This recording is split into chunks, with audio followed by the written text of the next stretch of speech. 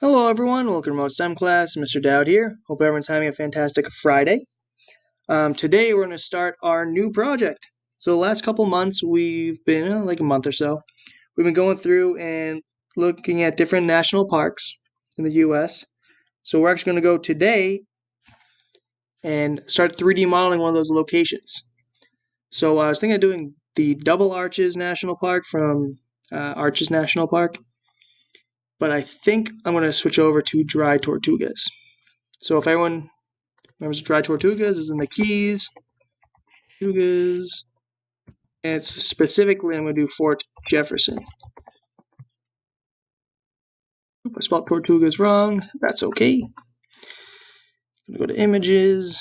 So this is the fort itself. It's a hexagon. I'm actually going to type in bird's eye view so we get a downward looking view. You can also type in satellite view for a similar look. Cool. So that's what I'm going to do. So it's a hexagon, as you can see, with different points coming out. So I've already got a Tinkercad page open. If you want to, or if you have not gotten logged into Tinkercad and joined the class, I highly recommend messaging me during class and I can send you over the code. All right, so I'm going to type in here to Fort Jefferson. All right. A couple things before I start. I'm going to give you guys 10 days to do this. And then after that, we're going to have our final project of the year. And then we're done. And we're all set. So let's see if we can just get this going. So it is a hexagon style. So I could either use boxes, but I think I'm going to try with a scribble tool. So let's just go ahead. It's not that straight, but that's okay. Yeah, actually I want it to be more straight. Again, using a mouse makes this stuff a lot easier. I highly recommend it. Cool, just like that. And just another down.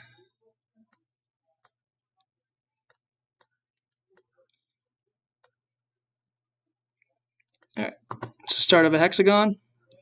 Let's press done on that.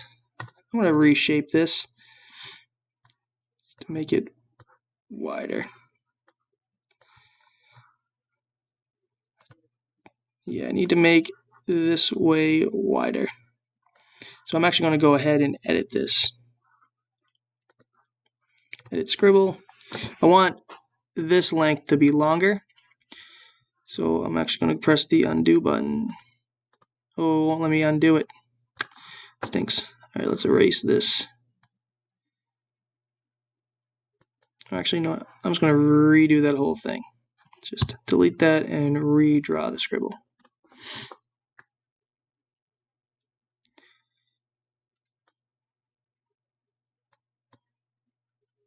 It's probably about the same length.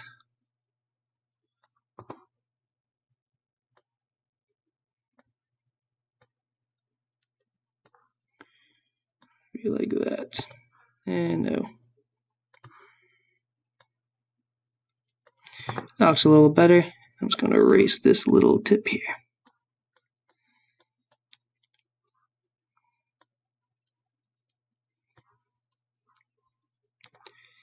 Alright, that looks a little better. Maybe straighten this side out a little bit.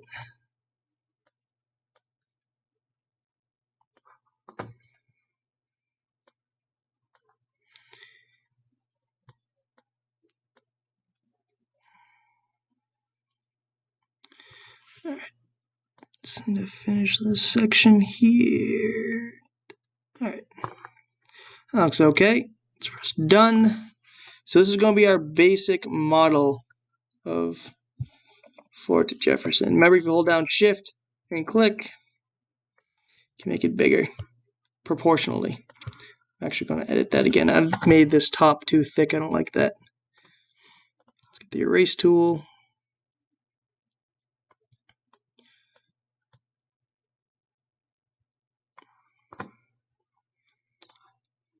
I've taken out a bit too much. Looks good. So this is my basic size. Actually, this would look better if it was like that. All right, so next class I'll go ahead and keep editing to it, but this is the basic look of Fort Jefferson. All right, guys, hope everyone has a fantastic Friday. I will see you again on Monday. Bye.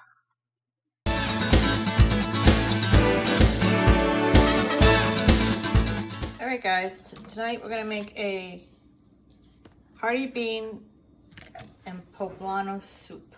So let's get some oil, a tiny bit. And this is gonna have no meat in it, just some beans and like a red sauce. Okay, it's gonna be a little spicy.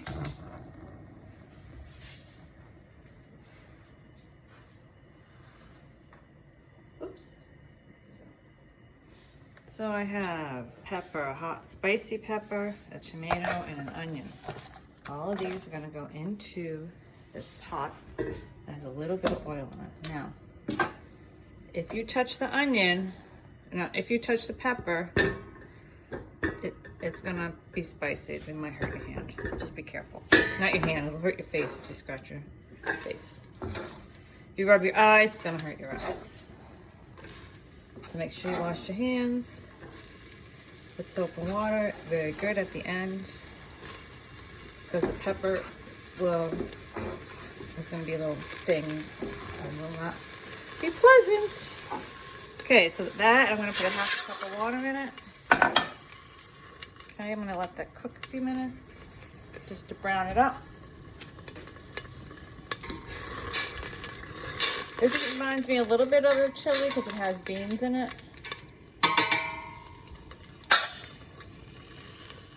And it's good for the cool nights that we have sometimes still, being that it's almost springtime.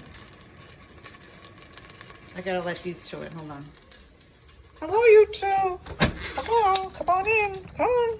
Come on, you. Of course. He's so fresh. Come on. So fresh. Leave him out there, huh? All right, so I'm gonna mix this. Then I'm going to add some black beans.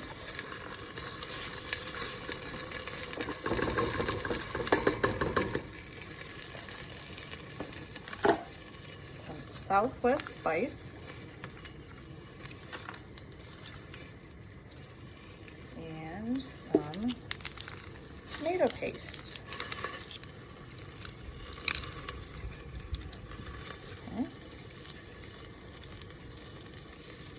Ooh, I almost got this all over myself. That's not very good.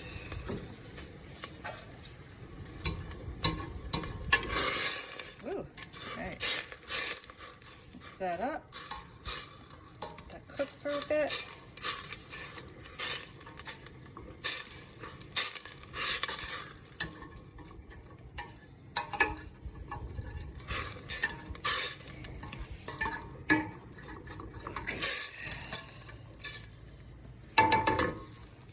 Add some veggie stock.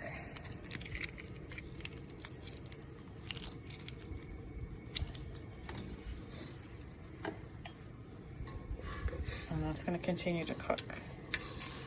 All right.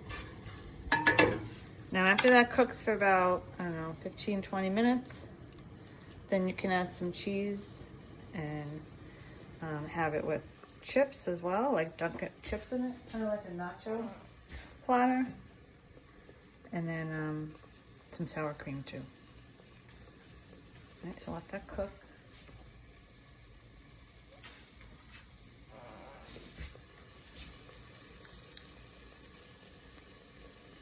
All right, it's gonna cook some of it, and we will see how far it goes.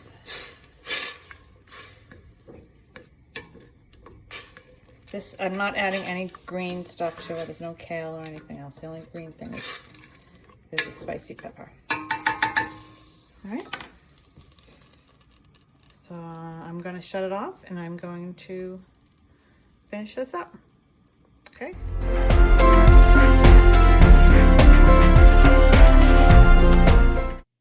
Hey Gators, welcome back to Language and Play. All right, we're ready to wrap up another project. So today you are going to be revising and editing your scenes. All right, so let's do a quick little warm-up. We're going to do a little vocal warm-up for Friday. Okay, we are going to do Peter Piper. Peter Piper picked a peck of pickled peppers. Peter Piper picked a peck of pickled peppers. Peter Piper picked a peck of pickled peppers. Peter Piper picked a peck of pickled peppers. Peter Piper picked a peck of pickled peppers. Peter Piper picked a peck of pickled peppers.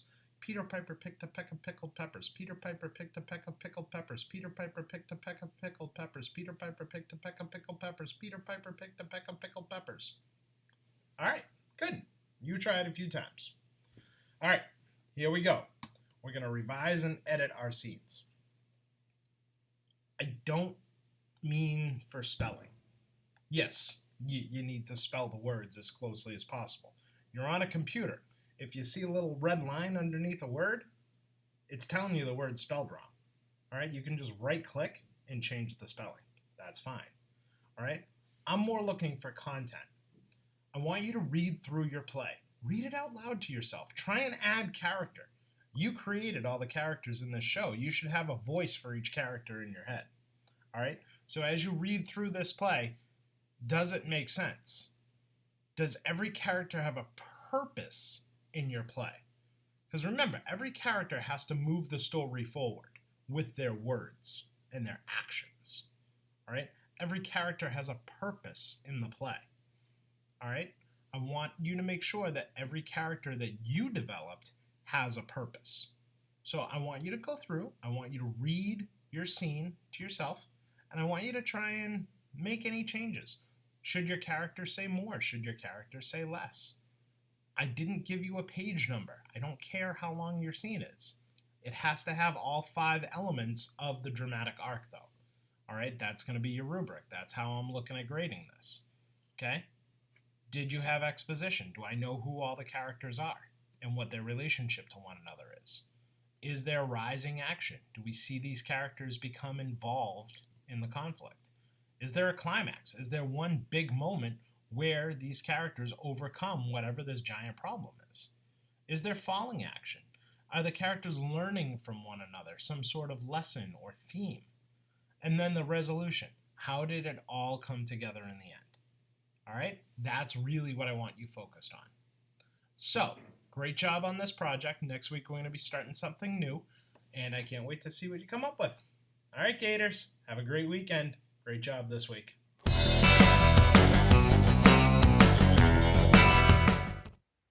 Hi guys. So today we're going to finish up working on our painted rock. I'm going to finish this cat. So right now I'm just going to put a little bit more white under there.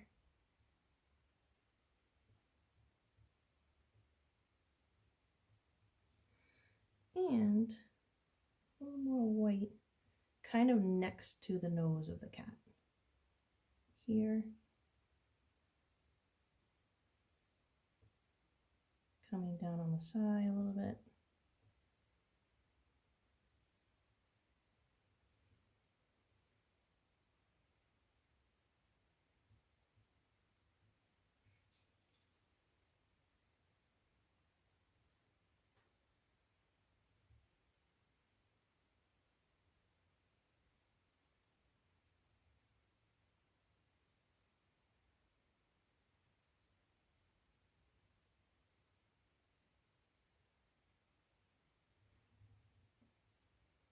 Going to grab a little more orange, mix up a little bit more orange and white to do some of his nose.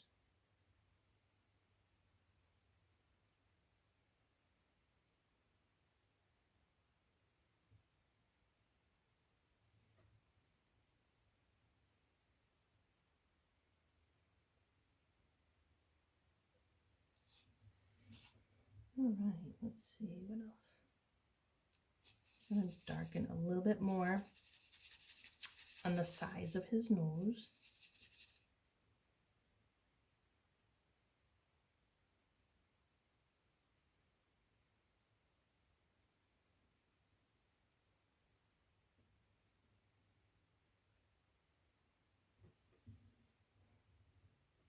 All right, so remember I talked about using that blue to create a little bit of a shadow inside the ear? I'm going to do that now. So instead of using gray or black or brown, I want it to look colorful. So I'm combining a little blue and orange, which complement each other, and it's creating kind of an orangey bluish brown, which is what I want.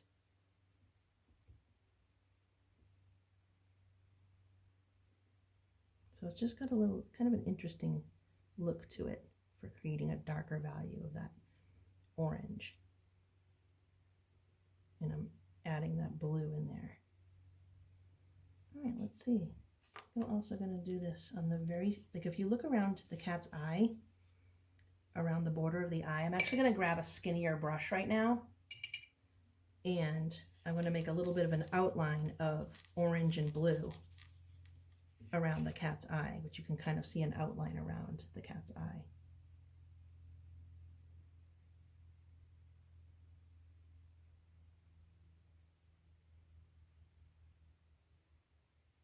And it just kind of helps to make that eye kind of stand out a little bit more. Just going to turn it around a little bit like this.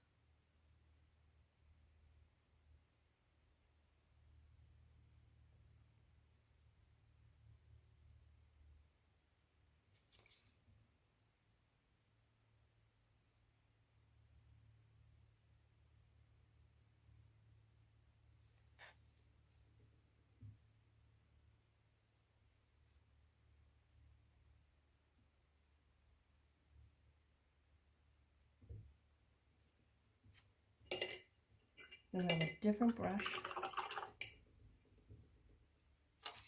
and get a little bit of that orange color and a little white. And I'm just going to kind of bring that across the top of the eye a little bit. That. Same thing on the other side.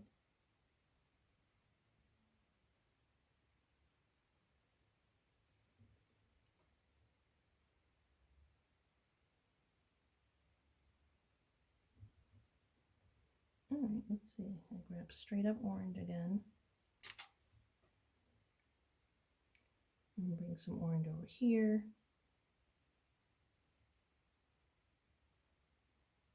There, a little bit on the side of him.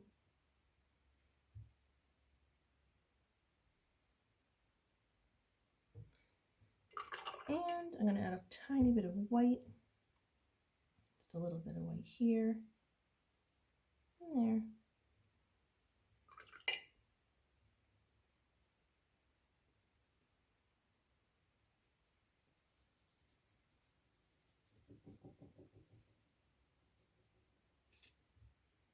All right, so my kitty's almost done. I'm gonna mix, let's see, I wanna get like a teeny little drop of pink to give him that little pinkish looking nose. We're almost done with this cat. So close to being done.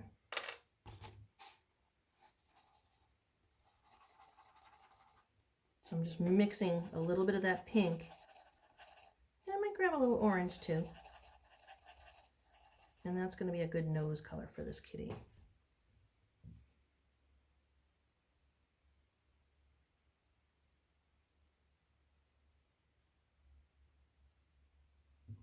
All right, I think we'll stop right there. And next time we'll finish up the ears a little bit, maybe give him some whiskers, and then we'll stop right there, okay?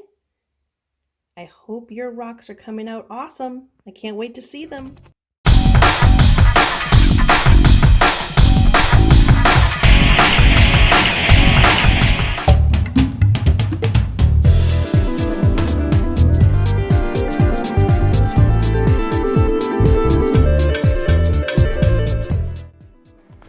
Thanks for watching Enrichment TV, Gators. Remember, work hard, be nice, and we'll see you tomorrow.